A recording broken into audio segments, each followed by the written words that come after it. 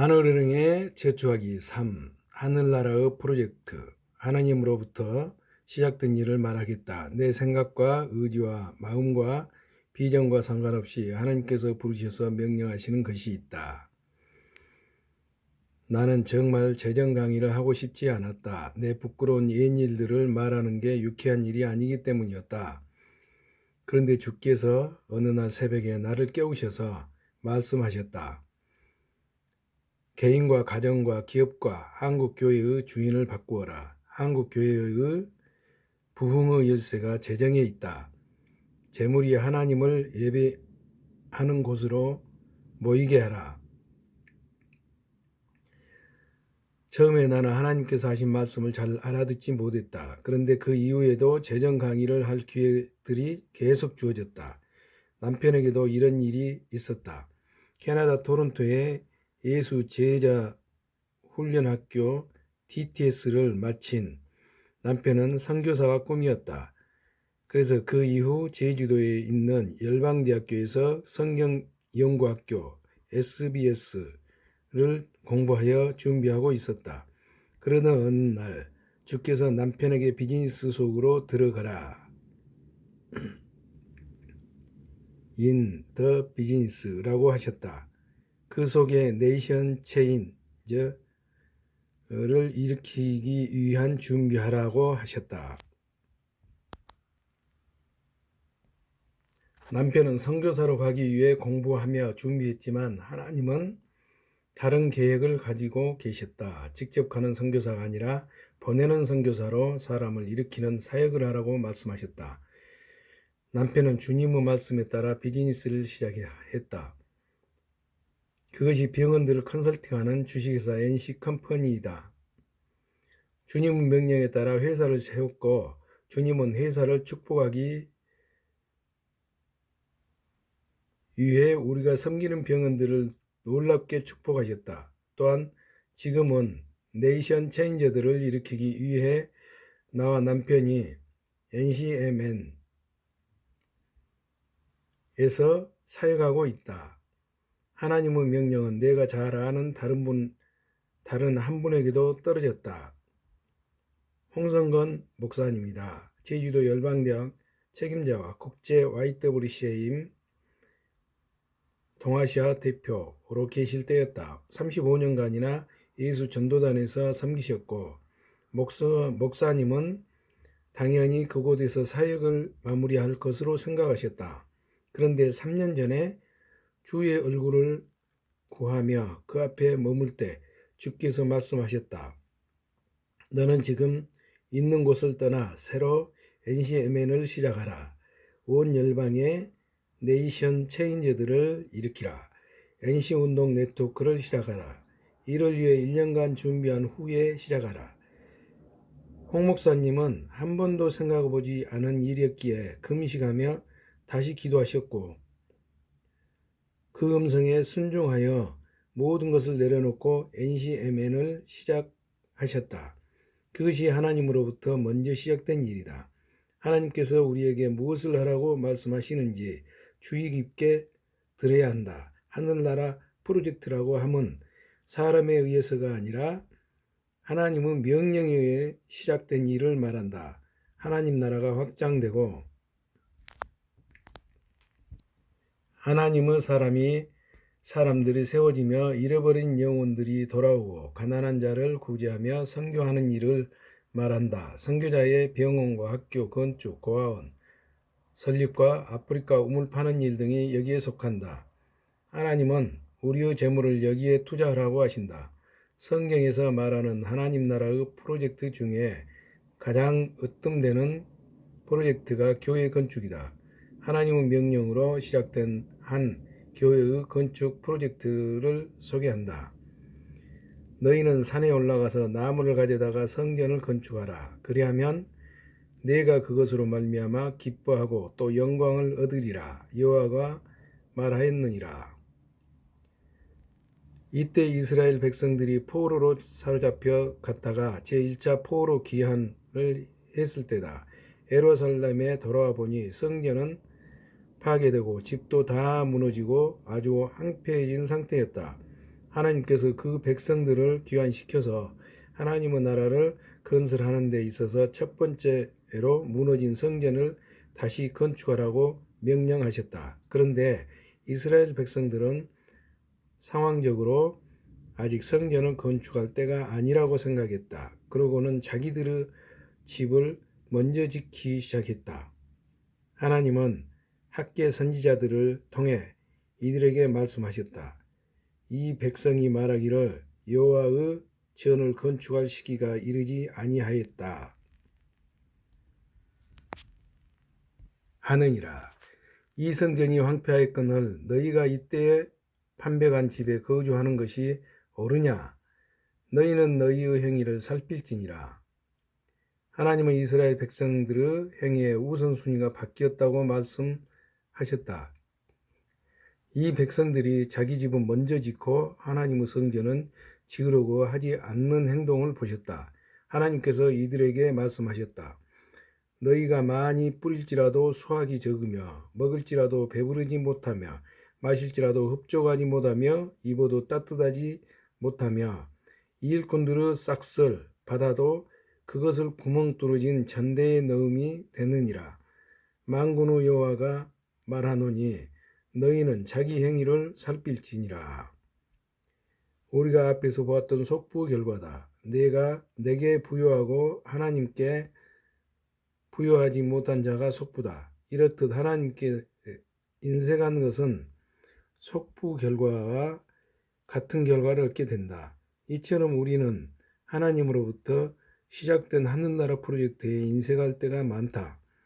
너희가 많은 것을 받았으나 도리어 적었고 너희가 그것을 집으로 가져갔으나 내가 불어버렸느니라. 나 만군의 여호와가 말하노라. 이것이 무슨 까닭이냐? 내 집은 황폐하였으되 너희는 각각 자기의 집을 짓기 위하여 발랐음이라. 그러므로 너희는 말미암아 하늘은 이슬을 그쳤고 땅은 산물을 그쳤으며 내가 이 땅과 산과 곡물과 새 포도주와 기름과 땅의 모든 소산과 사람과 가축과 손으로 수고하는 모든 일에 한제를 들게 하였느니라. 그러므로란 말씀에 주목하라. 우리의 삶에 궁핍함이 있다면 다시 우선순위를 잘 살펴보길 바란다. 성전을 건축하라는 하나님의 명령은 우리가 말씀 중심, 성전 중심의 삶을 먼저 살아야 된다는 것이다. 그러기 위해서 모여서 예배하며 기도하며 교제하는 성전이 반드시 있어야 한다. 우리가 학계사를 통해 배워야 할 것은 하나님께서 먼저 시작한 프로젝트에는 그분이 재물을 공급하신다는 것이다. 하나님은 우리의 재물이 아니라 우리의 순종을 원하신다.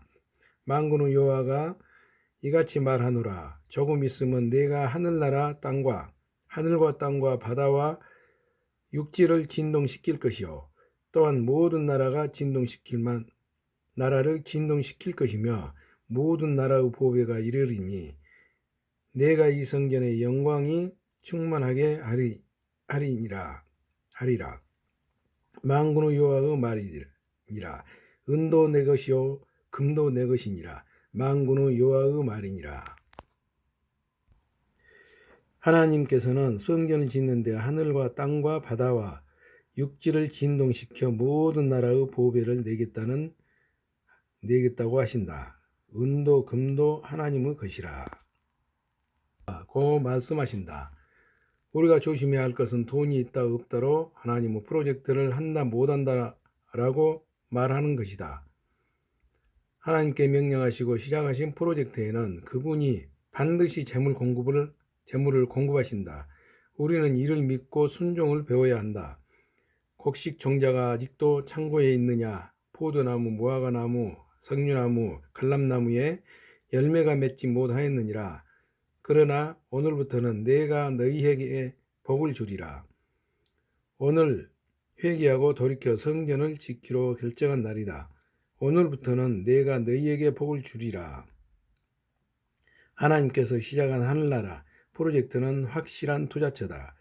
우리의 재물을 여기에 투자하라. 하나님이 높은 이자율로 우리에게 도로 갚으실 것이다. 선하신 그분의 성품을 믿고 의지하라. 이사갈 자손 중에서 시세를 알고 이스라엘이 마땅히 행할 것을 아는 우두머리가 200명이니 그들은 그 모든 형제를 통솔하는 자이며 라는 말씀처럼 시세를 아는 것이 중요하다. 하나님이 이때에 하시는 일이 무엇인지 알아서 그분의 뜻에 응답하는 삶과 그분이 앞으로 하시고자 하는 것이 무엇인지 알고 준비하는 게 우리가 마땅히 행해야 할 일이다. 우리는 이런 마음의 자세로 하나님께 응답해야 한다. 이스라엘이 바벨론 포로에서 제1차로 귀환할 때가 바사왕인 고레스 완년이다. 그는 바벨론을 무너뜨리고 새로운 왕조를 세웠다. 그 사명은 유대인이 귀환하여 하나님의 성전을 재건하는 일이었다. 그는 포로 귀환자들이 재건하는 일의 모든 필요를 다 채우도록 명령했다. 제1차 포로의 중심인 스룹바벨과 여호수아는 이를 진행하여 성전 기초를 놓았다. 그러나 사마리아인들만이 아니라 예루살렘에 사는 많은 이방인들이 이를 방해하여 결국 중단되었다. 그러나 귀환자들은 자기들이 살 집을 짓고 살았다. BC 536년에 포로에서 귀환하여 성전 재건을 시작하다 중단된 후 BC 520년에 학개가 하나님의 말씀을 전했다. 학개의 주 메시지는 하나님의 성전은 황무한 채 남겨두고 이스라엘은 자기들의 집을 짓고 사는 것을 시작했다. 그 결과는 모든 것은 궁핍과 부족함이었다. 삶의 우선순위가 잘못된 것에 대한 것을 시작했다. 그들은 어쩔 수 없었다고 변명했다. 그러나 하나님은 이들의 행동을 엄격하게 책망하셨다. 그리하여 스몰바벨의 여호수아는 다시 성전 건축을 시작하여 4년 후인 BC 516년에 완공했다. 학개가 선포한 것은 모든 것의 주인이 하나님이심이라는 것이다. 하나님은 이방의 재물을 통해 그분의 성전을 지으셨다. 왜냐하면 하나님의 모든 것이 주인이기 때문이다. 처음에 이스라엘이 시내산에서 성막을 지을 때 필요한 모든 은과 금 재료들은 이스라엘이 애굽에서 나올 때 애굽인들에게 받은 것들이었다. 솔로몬이 성전을 지을 때도 많은 재료들이 두루에서 왔다. 그리고 스룹바벨이 성전을 지을 때도 바사에서 공급되었다. 이스라엘이 바벨론 포로에서 제1차로 귀환할 때가 바사 왕인 고레스 원년이다. 그는 바벨론을 무너뜨리고 새로운 왕조를 세웠다. 그 사명은 유대인이 귀환하여 하나님의 성전을 재건하는 일이었다. 그는 포로 귀환자들이 성전을 재건하는 일에 모든 필요를 다 채우도록 명했다. 제1차 포로 중심인 스룹바벨과 여호수아는 이를 진행하여 성전 기초를 놓았다. 그러나 사마리아인들만이 아니라 예루살렘에 사는 많은 이방인들이 이를 방해하여 결국 중단되었다. 그러나 귀환자들은 자기들이 살 집을 짓고 말았다. BC 536년에 포로에서 귀환하여 성전 재건을 시작하다 중단된 후 BC 520년에 학개가 하나님의 말씀을 전했다. 학개의 주 메시지는 하나님의 성전은 황무한 채 남겨두고 이스라엘은 자기들의 집을 짓고 사는 것을 지적했다. 그 결과는 모든 것을 궁핍함과 부족함이었다. 삶의 우선순위가 잘못된 것에 대한 것을 지적했다. 그들은 어쩔 수 없었다고 변명했다. 그러나 하나님은 이들의 행동을 엄격하게 책망하셨다. 그리하여 스룹바벨의 여호수아는 다시 성전 건축을 시작하여 4년 후인 BC 516년에 완공했다. 학개가 선포한 것은 모든 것을 주인이 하나님이시라는 것이다. 하나님은 이방의 재물을 통해 그분의 성전을 지으셨다. 왜냐하면 하나님의 모든 것의 주인이기 때문이다. 처음에 이스라엘이 시내산에서 성막을 지을 때 필요한 모든 은과 금 재료들은 이스라엘이 애굽에서 나올 때 애굽인들에게 받은 것들이었다. 솔로몬이 성전을 지을 때도 많은 재료들이 두로에서 왔다. 그리고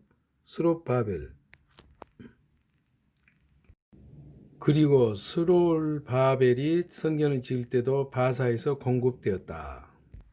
그 후 에스라가 제2차 포로 귀한 자들을 데리고 예루살렘으로 갈 때도 당시의 왕 아닥사스다가 명령하여 은과 금과 많은 예물을 주어서 예루살렘에 거하시는 하나님에게 드리도록 했다. 학개가 은도 내 것이요 금도 내 것이요이라고 하신 하나님의 말씀을 전한 것은 이러한 일들을 두고 말한다. 하나님은 이방의 재물을 그 영광을 위하여 사용하신다. 그것은 모든 것의 주인이 하나님이심을 잘 보여준다.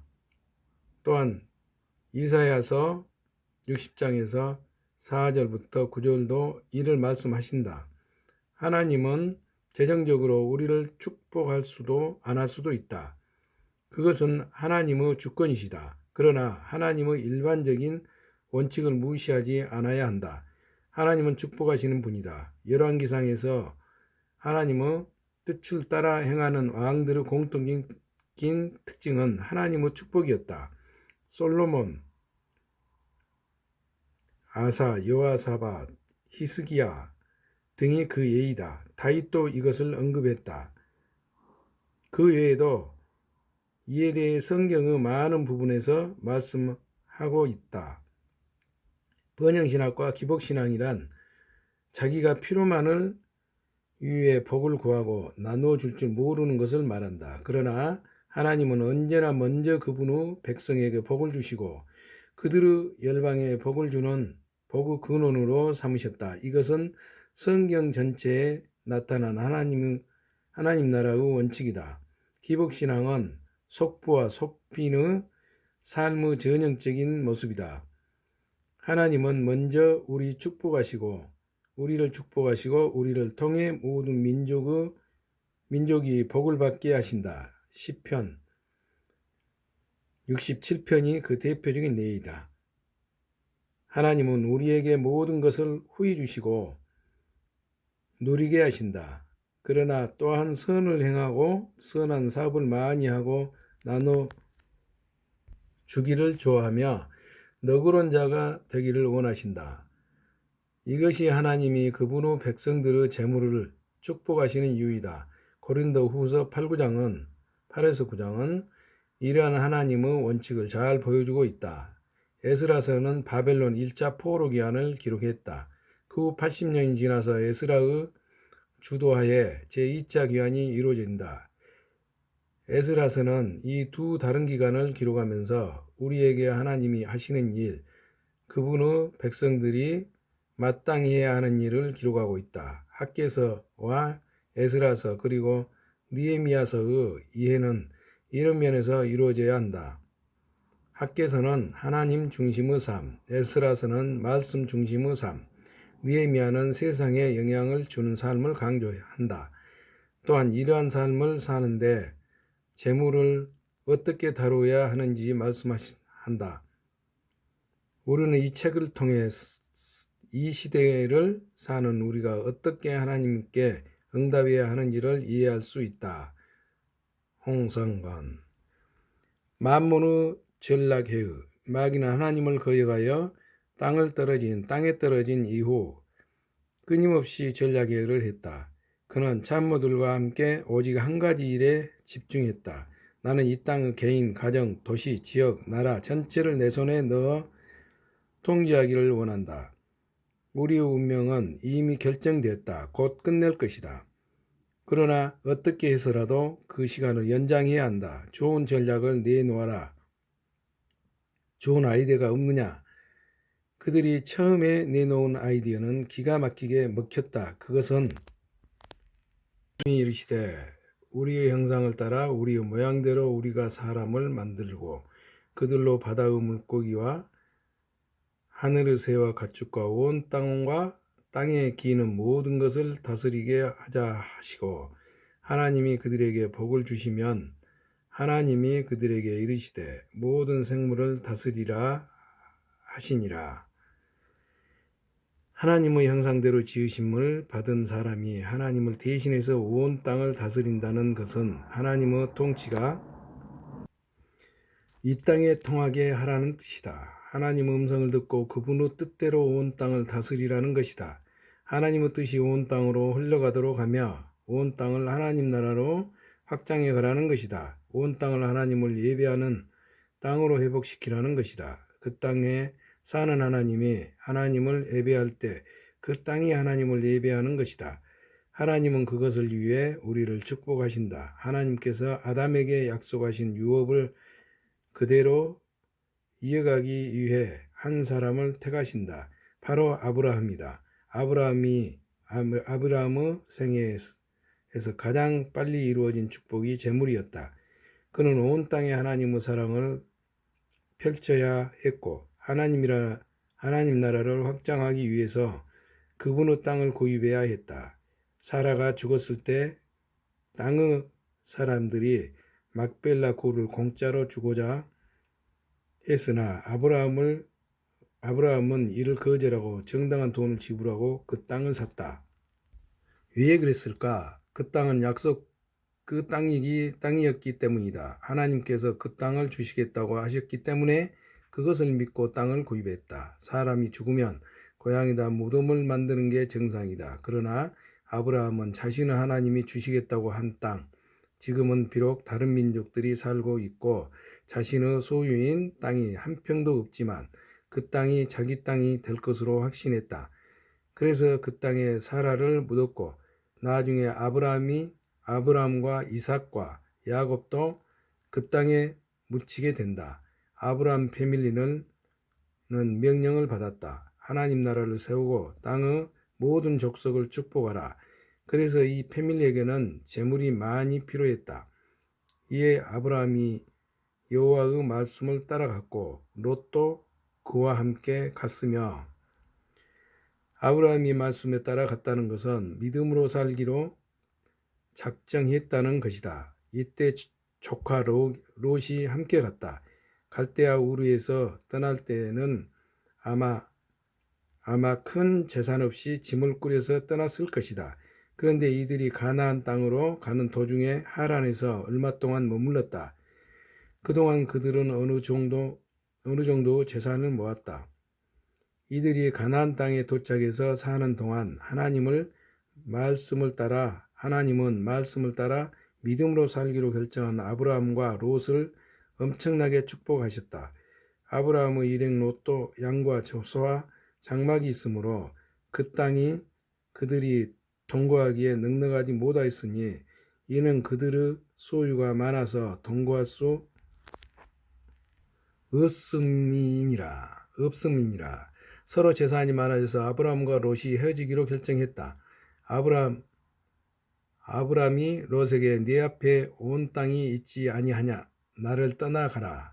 네가 좌하면 나는 우하고 네가 우하면 나는 좌하리라 라고 했다. 우리가 여기서 배워야 할 것은 넉넉한 성품과 권리를 포기하는 모습이다. 삼촌으로서 먼저 좋은 땅을 선택할 수 있는 권리를 포기하고 조카에게 양보하며 먼저 기회를 주는 넉넉한 성품은 성부성품이다. 롯이 눈을 들어 요단 지역을 바라보았다. 롯이 눈을 들어 요단 지역을 바라본 즉 소알까지 온 땅에 물이 넉넉하니 여호와께서 소돔과 고모라를 멸하시기 전이었으므로 여호와의 동산 같고 애굽 땅과 같았더라. 롯이 요단 지역을 택했다. 우리가 여기서 배울 것은 롯이 무엇을 보았는가 하는 것이다.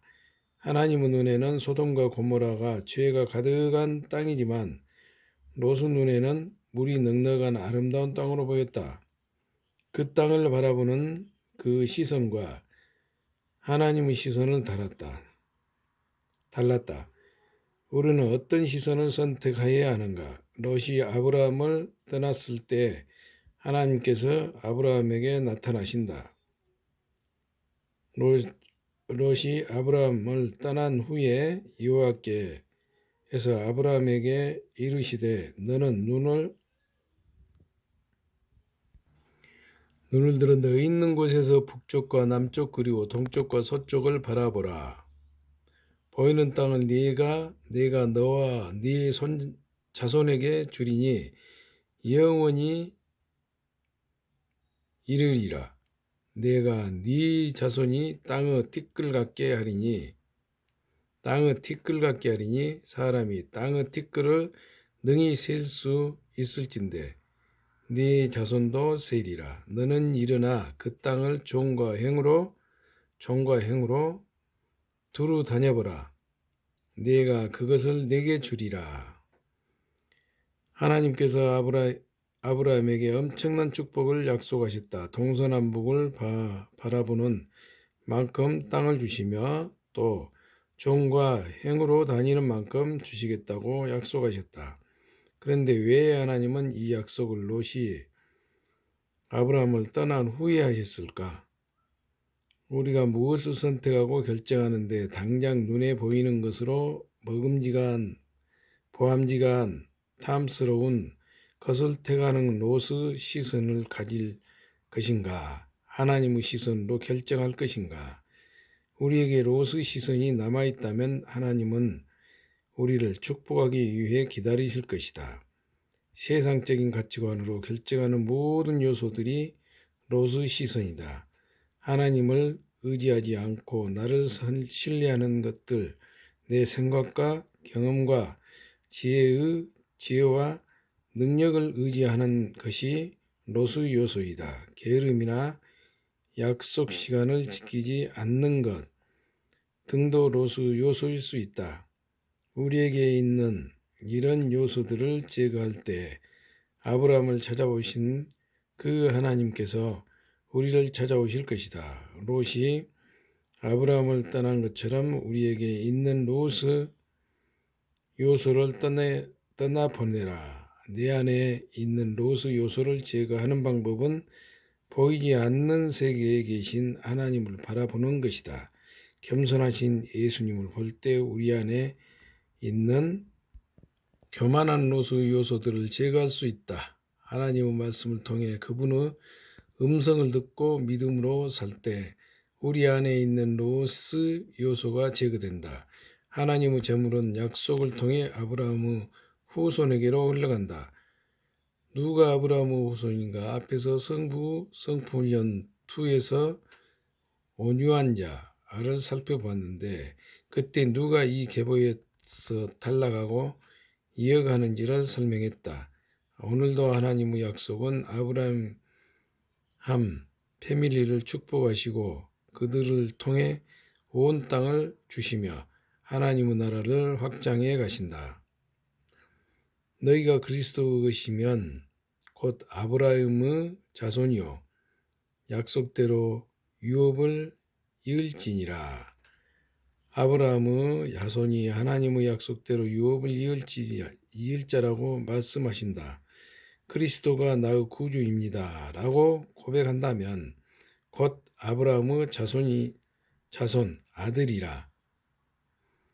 아브라함이 합법적 아들에게 하나님께서 하신 약속을 유업으로 이어가겠다고 하신다.